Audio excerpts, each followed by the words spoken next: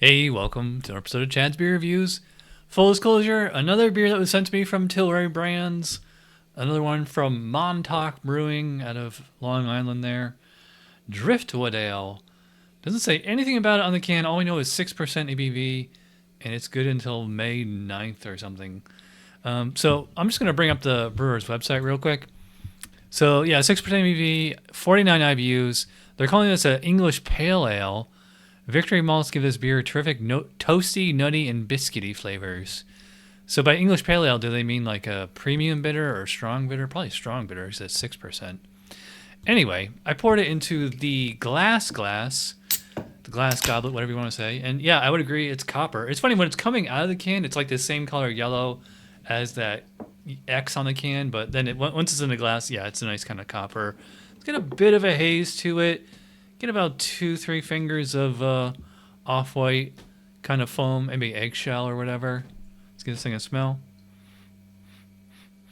Yeah, it has like that really toasty. I agree with the toasty nutty thing, but it doesn't have like that distinctive English yeast. You know, just like usually the English yeast strain is like really like super fruity and like a little bit of diacetyl, but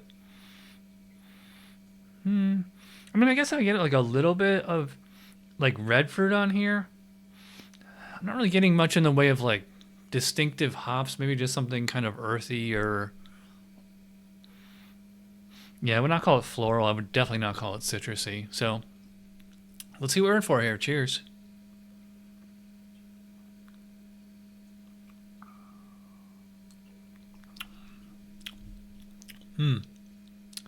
Yeah, this to me this reminds me of more of like an American amber ale than an English. I'm not really sure whether they're calling it English. I think if you're gonna call beer English pale ale or whatever, like it should have like that distinctive English yeast character. And to me, this drinks like an American amber ale, which I mean is fine, but they're not really marketing it as that. So it has like kind of the same base malt as like those kind of darker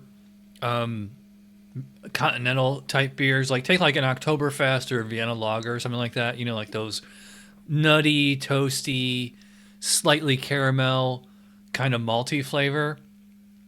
But because it's an ale, like it's a little bit more like it's not a clean as taste. Like it's actually much richer, I would say. The mouthfeel is, you know, a little bit thicker, not as effervescent as a lager. And actually, even though I didn't smell the hops, I'm definitely tasting them here. Yeah, it's not quite.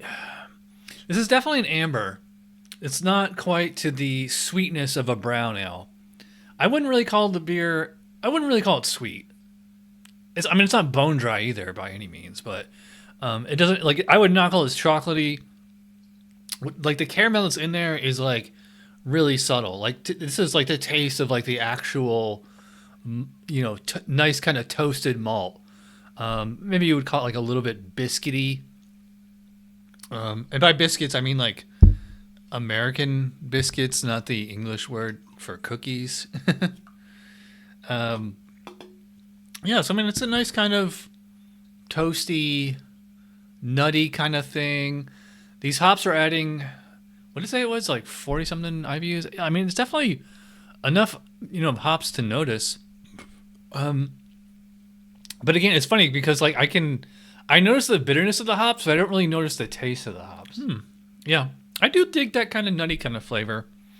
Yeah, it's good. Yeah, it's good. It's not great. I think again, at 6%, this seems. I'm drinking this and I'm just like sucking this down like if it's like a much lighter beer, like a 4.5 or something. I mean, it's nice. I'm not getting any alcohol warmth or anything on here.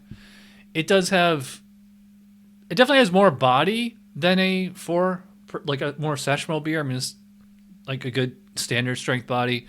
I'd probably put about medium, maybe just slightly over medium. I would say it's got a pretty smooth texture. Carbonation is probably moderate, maybe moderately low. I would not call it refreshing. Yeah, it's definitely not refreshing. The hops definitely linger here. But I think like this would be a good Like this could stand up to something that's not like super savory or super spicy, you know? Like I could definitely have this with, you know, just any kind of like bar food, you know, wings, burgers, fries, pizza, hot dogs, something like that. I don't know if I'd do like steak or tenderloin or seafood or something like that, but yeah, it's good. It's not great. It's not bad. I did not get this on table or sent to me from the brewery, well, from their marketing company or whoever. So I'm going to give a 7 out of 10 for the Montauk Driftwood Ale. It's good. Did I say that enough times? All right, so I am rambling. If you watch all the way in, you're awesome. Thanks for watching. I'll see you guys real soon. Cheers.